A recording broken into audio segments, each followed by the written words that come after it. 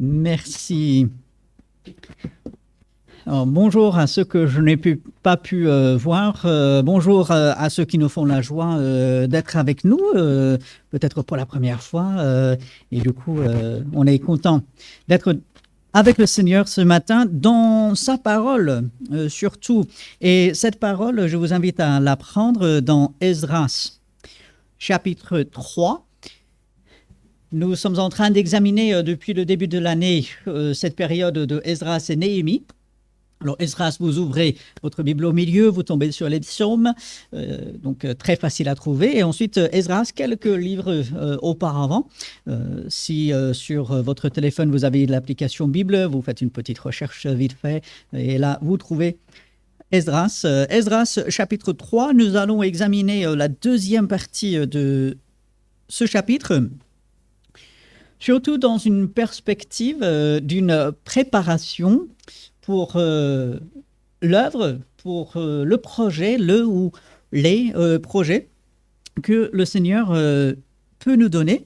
Et c'est dans cette perspective, avec cela dans notre esprit, un peu la préparation pour l'œuvre du Seigneur, que j'aimerais lire ces versets. Si vous êtes avec moi, Esdras, chapitre 3, à partir de verset 8. Et jusqu'à la fin du chapitre, Esdras, chapitre 3, à partir de verset 8. La seconde année depuis leur arrivée à la maison de Dieu à Jérusalem, au second mois, Zorobabel, fils de Shealtiel, Josué, fils de Jotsadak, avec le reste de leurs frères, les sacrificateurs et les Lévites, et tous ceux qui étaient revenus de la captivité à Jérusalem, se mirent à l'œuvre et chargèrent les Lévites de 20 ans et au-dessus de surveiller les travaux de la maison de l'Éternel. Et Josué, avec ses fils et ses frères, Kadmiel avec ses fils de Juda, les fils de Hednadad, avec leurs fils et leurs frères, les Lévites, se préparèrent tous ensemble à surveiller ceux qui travaillaient à la maison de Dieu. Lorsque les ouvriers posèrent les fondements du temple de l'Éternel, on fit assister les sacrificateurs en costume avec les trompettes et les Lévites, fils d'Asaph, avec les cymbales, afin qu'ils célèbrent l'Éternel d'après les ordonnances de David, roi d'Israël. Ils chantaient, célébrant et louant l'Éternel par ses paroles, car il est bon, car sa miséricorde pour Israël dure à toujours. Et tout le peuple poussait de grands cris de joie en célébrant l'Éternel, parce qu'on posait les fondements de la maison de l'Éternel.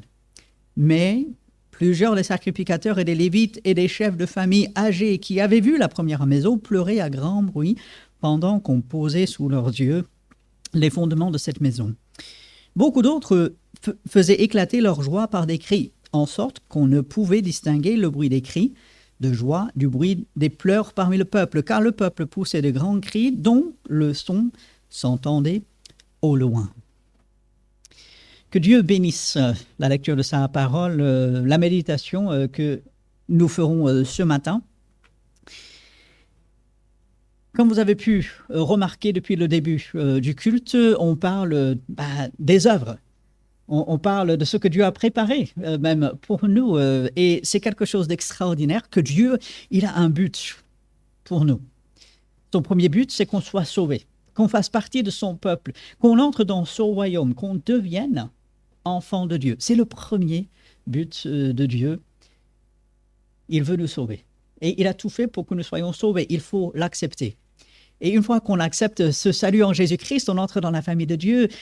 Et c'est merveilleux. Dieu, il continue d'avoir un plan pour nous. Et ce plan global, notre sanctification et puis sa gloire, est composé peut-être de petits ou de plus grands projets d'œuvre pour le Seigneur.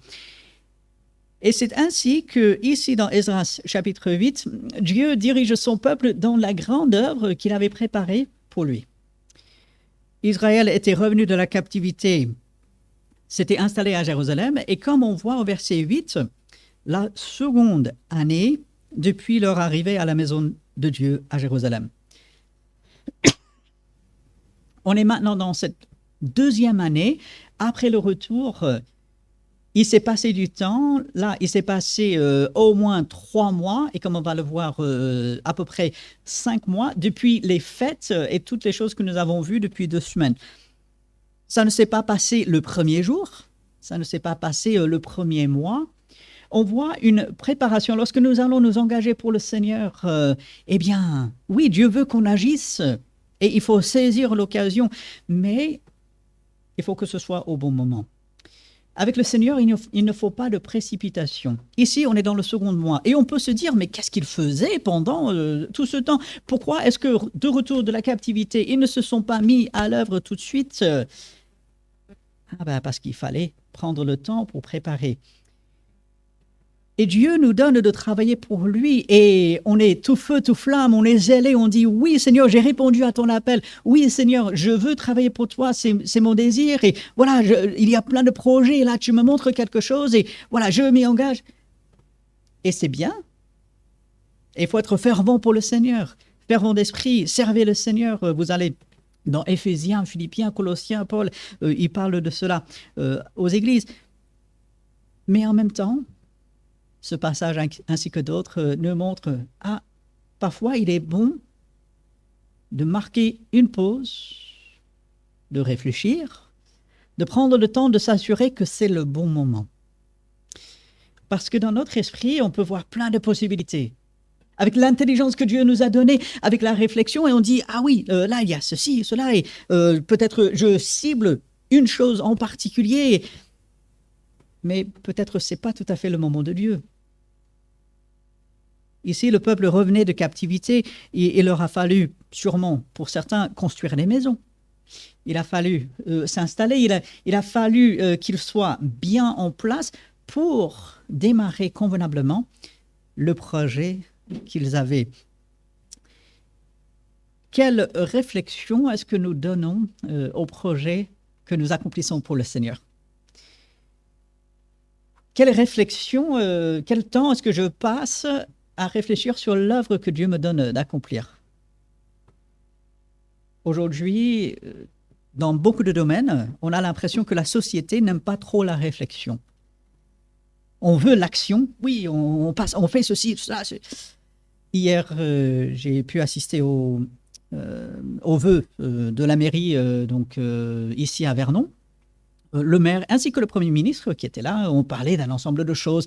On arrive à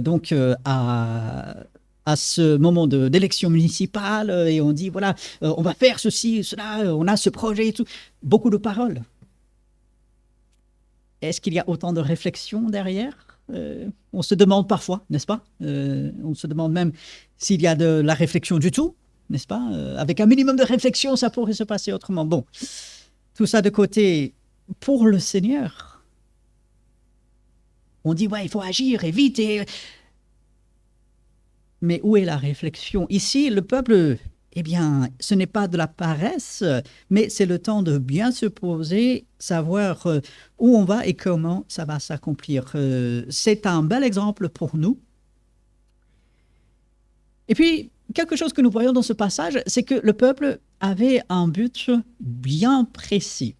Ils avaient une œuvre bien précise à accomplir.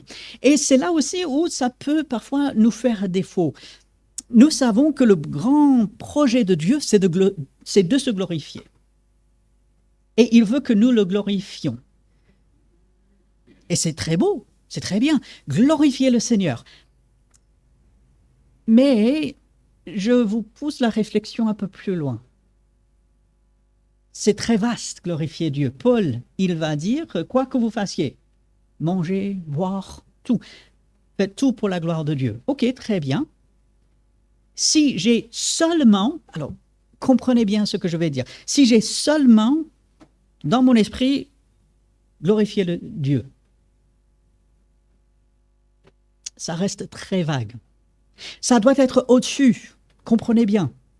L'enfant de Dieu, si je le suis, je dois glorifier Dieu.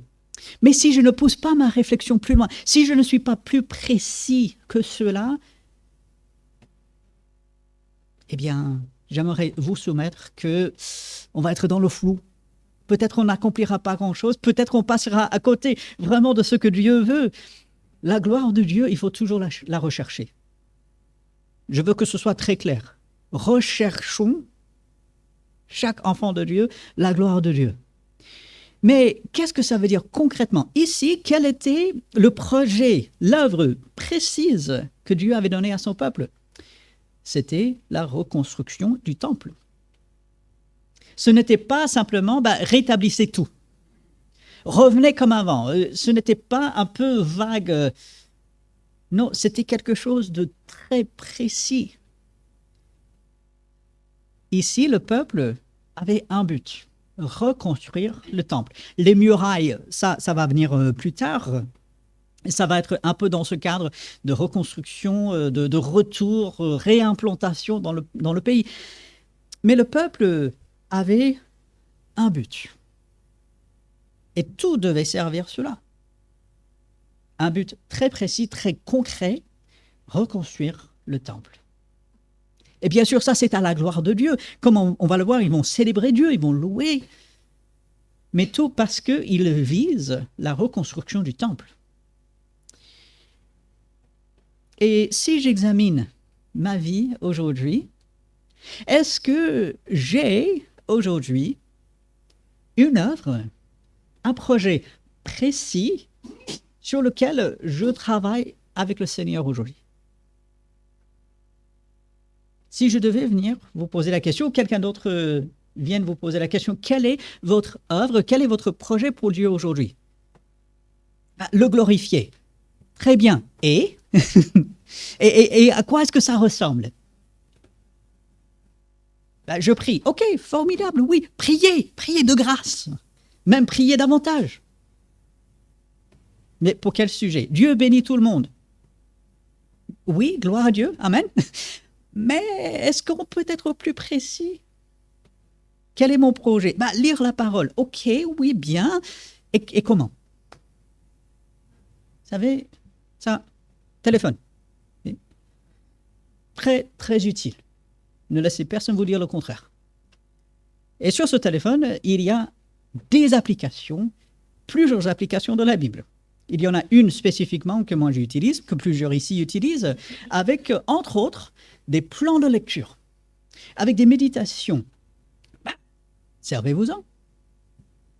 Voilà, qu'est-ce que vous avez lu dans la parole de Dieu ce matin?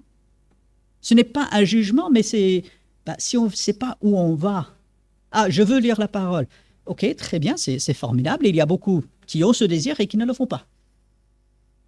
Je veux travailler pour le Seigneur. Ok, très bien. Mais concrètement, ça veut dire quoi? Ici, le but précis, c'était reconstruire le temple. Dieu ne nous appelle pas à construire un temple aujourd'hui. D'accord?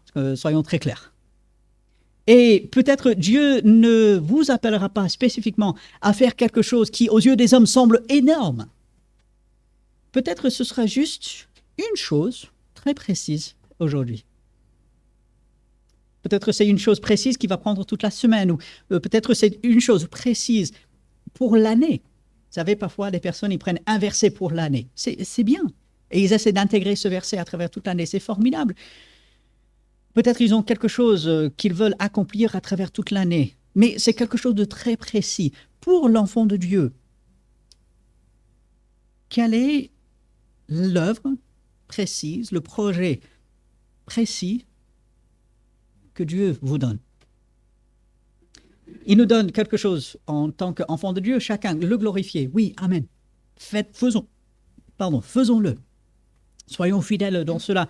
Mais concrètement, moi, en tant que pasteur, quel est le projet précis que Dieu me donne aujourd'hui? En ce moment, c'est d'apporter sa parole. Ce passage précis. Pour demain, en tant qu'enfant de Dieu, qu'est-ce que Dieu vous donnera précisément? Je vous encourage à l'écrire. Comme ça, on a une trace, comme ça, on peut s'y référer. Ici, le peuple avait un projet très précis. Ce qui voulait dire qu'il savait quand ça démarrait. Comme on va le voir, il pose les fondements. Et puisque le projet précis, c'est de reconstruire le temple, il savait quand ce serait terminé. Si je garde uniquement comme dans le flou, glorifier Dieu, qui est bien, je veux le redire, glorifier Dieu est nécessaire. Je ne veux pas dénigrer le fait de glorifier Dieu. C'est absolument nécessaire. Mais il ne faut pas en rester là, il faut qu'on passe à l'action. Donc, Glorifier Dieu, c'est quelque chose de toute une vie. On n'arrêtera jamais jusqu'à ce qu'on soit avec le Seigneur. Et là aussi, on continuera de le glorifier. Mais aujourd'hui, quelle est l'œuvre, quel est le projet précis auquel Dieu m'appelle pour que je puisse dire « Ah, il m'a donné ça et je sais quand ça commence et je sais quand ça peut aboutir aussi. » Bien sûr, le tout pour sa gloire. Ici, le projet précis, c'est la reconstruction du temple. Pour moi, aujourd'hui, chacun de nous, si on est enfant de Dieu, eh bien, quel est précisément le projet qui sera sûrement différent les uns pour les autres. Mais à quoi est-ce que Dieu, vers quoi est-ce que Dieu nous dirige? Une préparation passe par identifier cela, se poser des questions. Seigneur, montre-moi, j'ai ton esprit, j'ai la parole, je te demande de m'éclairer, de me montrer précisément. Et vous savez quoi? Dieu le fera. Dieu n'est pas un Dieu obscur, Dieu n'est pas un Dieu des ténèbres, ni du flou. Dieu est un Dieu de clarté, de lumière. Allez dans l'évangile de Jean, je suis la lumière. Dieu est clair. Autre chose que nous voyons ici, non seulement il y avait un temps de réflexion, non seulement il y avait quelque chose de précis, mais nous voyons que chacun ne travaille pas tout seul. C'est formidable. Regardez de nouveau le verset 8. La seconde année, là, à Jérusalem, nous aurons, le second mois, un ensemble de personnes. Il y a Zorobabel, lui, il va représenter, on va dire, de l'administration. Côté administratif, si vous voulez, c'est lui qu'on va nommer ailleurs le gouverneur. Il y a Josué, fils de Jotsadok, qui lui sera souverain sacrificateur. Le livre de Zacharie va parler de lui. Donc, le côté religieux, avec le reste de leurs frères, les sacrificateurs. Donc, Josué n'est pas seul, il a, on peut dire, toute son équipe avec lui. Et puis, tous ceux qui étaient revenus de la captivité à Jérusalem. Ils étaient tous là. Ce projet précis ne pouvait pas être accompli par une seule personne. Zorobabel n'était pas suffisant en lui-même pour accomplir la reconstruction du temple. Josué, pour toute sa confiance en Dieu, pour toute sa piété, pour toute sa bonne volonté sûrement, il ne pouvait pas reconstruire le temple tout seul. Et même à eux deux, il n'était pas suffisant. Il a fallu tout le peuple. Et c'est là où nous voyons que Dieu donne un projet précis, une œuvre précise à chaque enfant de Dieu. Dieu regarde votre vie en tant qu'enfant de Dieu et dit « Mon enfant, je veux que tu fasses ça et ça ». Mais également, notre travail personnel s'inscrit dans un contexte plus grand. Dieu voit cette assemblée de Vernon, cette église de Vernon. Et il a un projet plus grand pour cette église. Ceux qui sont membres de l'Église, nous aurons l'occasion au mois de mars d'avoir la réunion de famille où nous parlerons d'un ensemble de ces projets. Et certains d'entre eux, vous les connaissez déjà. On aura notre célébration de Pâques. Ah ben, gloire à Dieu. On va reprendre dans quelques semaines les efforts d'évangélisation collective. Persévérons au niveau individuel. Il y a d'autres choses qui vont arriver à travers l'année. Ça, ce sont des projets précis où il faut l'implication du plus grand nombre. Et là, on parle tout simplement des choses spirituelles qui sont tellement importantes, mais il y a également des choses peut-être plus pratiques, plus terre-à-terre. La journée de travaux dans quelques semaines. C'est vrai, ce n'est pas de l'évangélisation, ce n'est pas une étude biblique, mais c'est quelque chose de nécessaire pour garder ce bâtiment à la gloire de Dieu, dans de bonnes conditions, pour pouvoir accueillir et pouvoir se réunir dans de bonnes conditions. Ce n'est pas l'œuvre d'une seule personne. Moi, je ne peux pas faire toute l'évangélisation. Moi, je ne peux pas faire tous les travaux. Déjà, je n'ai pas les compétences. On a besoin d'un électricien comme Patrick. Parce que si moi je le fais, je vais faire tout sauter. J'ai déjà pris des châtaignes. Peut-être vous aussi, voilà. Bon. Pourquoi vous rigolez? C'est pas marrant, ça. On a besoin d'un plombier, comme Alexandre. Moi, je n'ai pas pu brancher, enfin, j'aurais pu essayer de brancher le radiateur, mais sûrement, il y aurait eu de l'eau partout. Lui, il a fait ça tranquille, parce qu'il a les compétences. Moi, je ne peux pas conduire les camions comme Ronald. Moi, je ne peux pas cuisiner comme Émilie. Et croyez-moi, vous ne voulez pas que je le fasse. Et là, j'ai cité juste quelques personnes. Mais on a besoin de l'aide, de l'apport de chacun.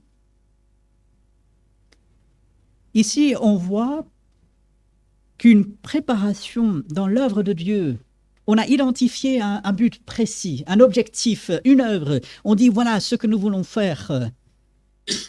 Ben, il faut l'implication de chacun. Il faut, dès le départ, dire oui, ben, je vais donner de mon temps, de mes ressources, parce que c'est pour le Seigneur, c'est pour son œuvre, c'est pour les frères et sœurs, c'est pour l'avancement du royaume de Dieu, et moi, je vais répondre présent.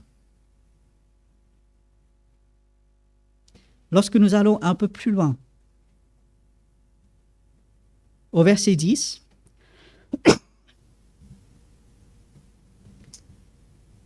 lorsque les ouvriers posèrent les fondements du temple de l'Éternel, on fit assister les sacrificateurs en costume. Donc là, on a toutes ces personnes. À la fin de verset 11, tout le peuple poussait de grands cris. On a tout ce grand rassemblement. On a les personnes qui ont travaillé activement. On a sûrement des personnes qui ont donné, parce qu'il fallait des ressources pour faire cela. Il fallait de l'argent, il fallait du matériel. Et ils sont là. Ce n'était pas juste une personne, ce n'était pas une équipe, ce n'était pas juste quelques-uns. Ben, c'était tout le monde. Une préparation pour l'œuvre de Dieu veut dire que dès le départ, je dis oui, Seigneur, je vais le faire. Oui, je vais y répondre présent. Et par ma présence, je vais encourager d'autres. Et lorsque je vois d'autres, ben, je serai encouragé. Ce matin, nous ne sommes pas très nombreux par rapport à ce que nous avons pu connaître. Il y a des personnes absentes pour des raisons différentes. Leur absence doit nous marquer. Non pas pour les juger, mais de se dire « Ah, qu'est-ce qui pourrait tenir mon frère ou ma sœur éloigné ?» Ça doit être quelque chose de grave, parce que je sais, mes frères et sœurs veulent être ensemble. Et est-ce que je peux les encourager sans les juger, mais les encourager? Voilà, que le Seigneur t'aide et on espère te revoir bientôt. Être encouragé par ta présence et que tu sois encouragé en voyant les autres. La préparation pour l'œuvre de Dieu, ces œuvres qu'il a préparées, comme notre frère a si bien dit, Dieu a préparé en avance. Et la préparation passe par ce désir, ce mot intérieur, oui, je réponds présent. Je n'ai pas toutes les compétences, mais je peux faire quelque chose. Et je peux apporter. Et ce que moi je ne peux pas faire, ben, les autres peuvent. Et ce que eux ils ne peuvent pas faire, moi je peux.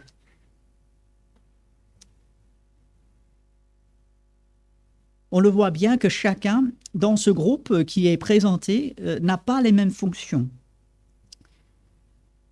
Au verset 8, nous voyons que les sacrificateurs, les Lévites, tous les responsables, eh bien tous ceux qui étaient revenus de la captivité à Jérusalem se mirent à l'œuvre. Mais tout le monde ne faisait pas la même chose. Regardez ce qui suit. Et ils chargèrent les Lévites de 20 ans et au-dessus de surveiller les travaux de la maison de l'Éternel.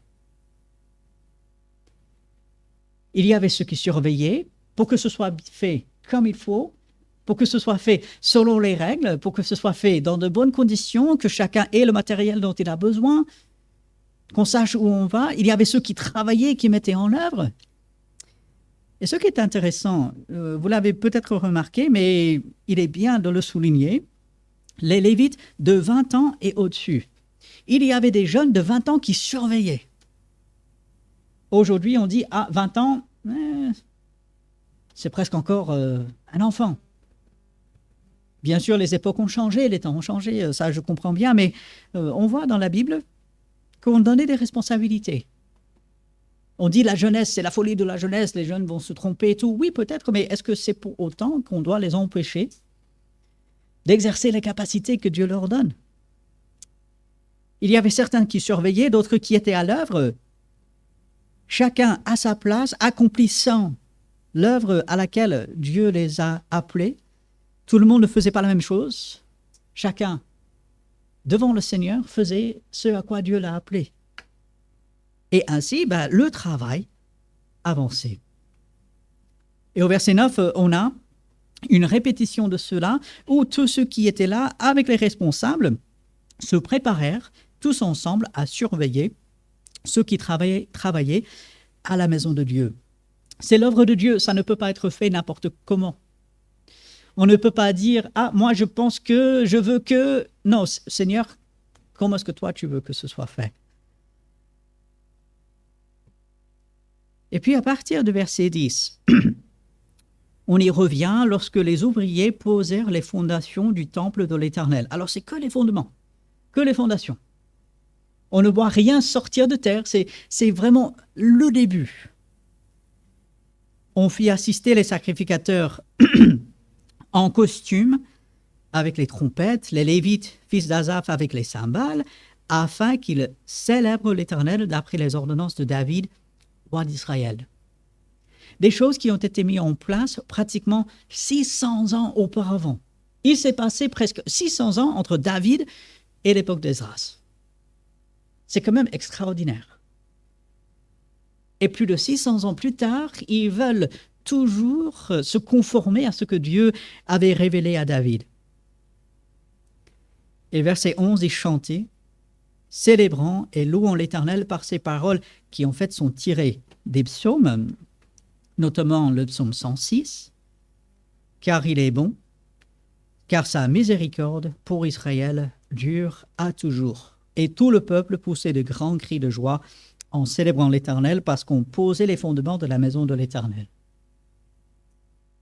Ce vers quoi Dieu nous dirige, le projet, l'œuvre, la bonne œuvre vers laquelle Dieu nous dirige, on doit le louer pour cela. Pensez à ce que vous avez accompli cette semaine. Ciblez 2, 3 choses que vous avez accomplies cette semaine. Est-ce qu'on a loué le Seigneur? Est-ce qu'on a dit, Seigneur, merci que j'ai le privilège de faire ceci pour toi? Pensez à cette semaine à venir. Nous avons nos projets, nous avons les choses à accomplir. Prenons le temps que cela devienne une habitude. Seigneur, merci parce que tu me permets de faire ceci. Merci parce que tu m'as dirigé dans ceci. On posait les fondements de la maison de l'Éternel, ce qui allait permettre la reconstruction du temple, ce qui allait permettre les sacrifices. Jusque-là, Israël privait vraiment des sacrifices envers Dieu parce que le temple n'y était plus.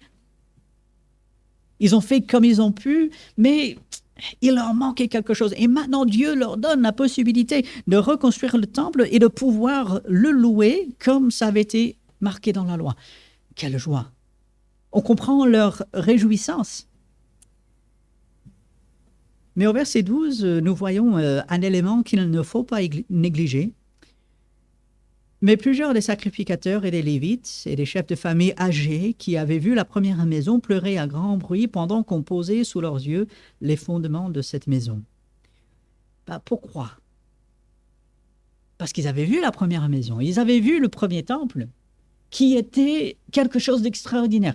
Vous lisez les descriptions dans Chroniques, dans un roi. Le temple que Salomon a construit était vraiment quelque chose de magnifique. C'était un bâtiment sans pareil. Ça brillait de partout, il y avait du bruit, il y avait la fumée qu'on pouvait même voir un peu de loin. C'était vraiment extraordinaire pour la gloire de Dieu. C'était le point central du peuple. d'une beauté extraordinaire, et maintenant, quelque chose de moindre. Toujours à la gloire de Dieu, toujours quelque chose de merveilleux, mais moindre. Et ceux qui avaient vu la première maison se sont dit, ah, ce ne sera jamais comme auparavant. Ce ne sera pas comme dans le passé. Est-ce qu'on n'a pas parfois cette réflexion? Ah, mais on faisait comme ça avant. Maintenant, on fait différemment.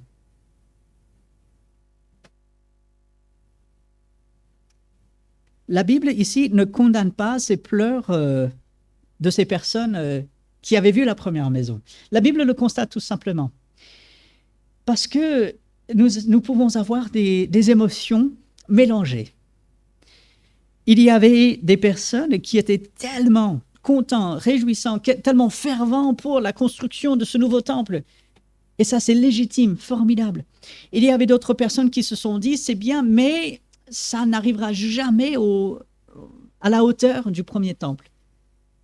Et c'est vrai. Et on peut être un peu déçu et soupirer après des choses auparavant. Et il y a tout un mélange. Verset 13, on ne pouvait pas distinguer le bruit des cris de joie le bruit des cris de joie du bruit des pleurs parmi le peuple. Parfois, c'est tout ensemble. Mais est-ce que ça a arrêté le travail du peuple? Mais non. Il y avait ceux qui étaient pleins de joie. Tout feu, tout flamme. Oui, c'est formidable. On n'a jamais vu une chose pareille. Et d'autres qui disaient, ah ben nous, si. nous, on a vu mieux. Nous, on sait vraiment qu'est-ce que c'était le temple et tout.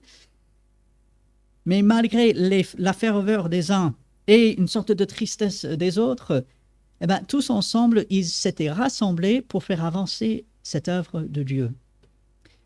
Le but, c'était de reconstruire le temple. Dieu leur donne cette grâce, il prépare cela pour eux, et tous ensemble, ils se disent, eh bien voilà, on est au début, on s'est préparé, on sait où on va, Dieu est avec nous, on le loue, et on y va, on répond présent, et on avance pour le Seigneur. Ce passage peut nous encourager, m'encourage, quelle que soit notre œuvre pour le Seigneur. Qu'on soit au-devant de la scène, qu'on soit littéralement sur l'estrade, comme de temps en temps, Esdras, Néhémie, Zorobabel, Josué, l'été avec les autres responsables, qu'on soit celui qui travaille peut-être sur les fondements, alors que personne ne voit, on travaille peut-être dans l'ombre, comme on dit, peu importe. C'est l'œuvre de Dieu.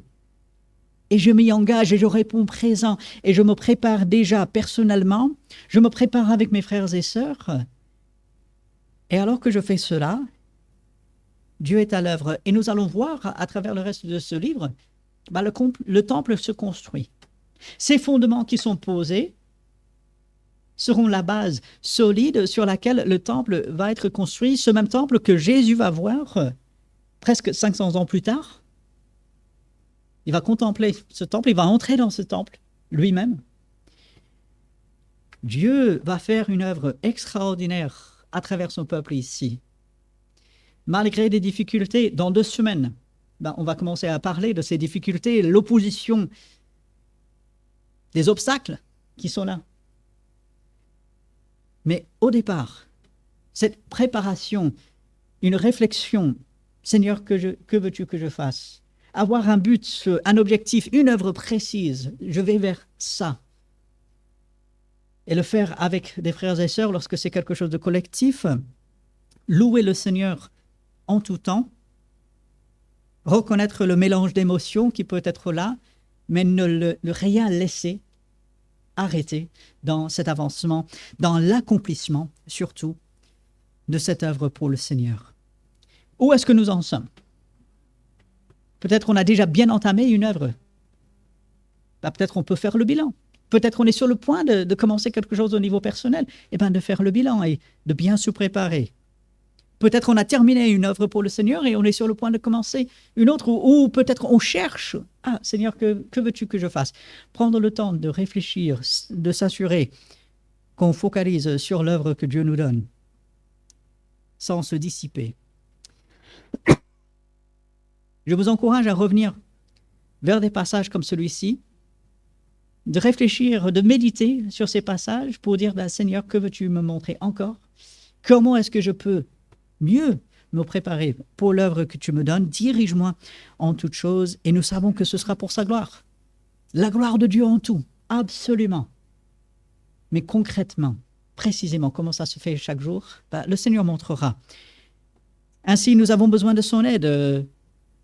Ça ne vient pas juste comme ça, avec notre réflexion, ça vient du Seigneur. Et on a besoin de son aide. Ainsi, nous allons prendre quelques instants dans le silence, intérieurement de prier, demander l'aide de Dieu. Et puis, nous aurons un chant et ensuite, on passera au repas du Seigneur. Mais dans un premier temps, quelques instants de réflexion devant le Seigneur en silence. Notre Seigneur, nous sommes devant toi et nous implorons ton aide. Comme toujours, nous avons besoin de toi. Montre-nous les œuvres que tu as préparées pour nous, afin que nous les pratiquions. Aide-nous à bien nous préparer, à réfléchir selon toi, à avoir précisément devant les yeux ce que toi tu veux que nous accomplissions. Aide-nous à répondre présent, à accomplir personnellement et collectivement cette œuvre que tu nous donnes. Aide-nous à te louer en toutes choses, Seigneur. Nous regardons vers toi, nous sommes insuffisants en nous-mêmes pour ces choses. Mais avec ton aide, nous sommes capables. Nous implorons ton aide, Seigneur. Nous sommes devant toi. Et c'est en ton nom que nous prions. Amen. Je vous laisse comme toujours avec un verset de la parole de Dieu. Et aujourd'hui, dans le psaume 29, verset 11, l'Éternel donne la force à son peuple. Amen. L'Éternel bénit son peuple et le rend heureux. Allez, avec ces paroles, avec la bénédiction du Seigneur, très bon dimanche, très bonne semaine à chacun. Saluez-vous les uns les autres. Il y a un peu de gâteau pour aller avec une boisson chaude. Si jamais vous voulez dans la cuisine, n'hésitez pas. Vous pouvez donc prendre cela. Voilà.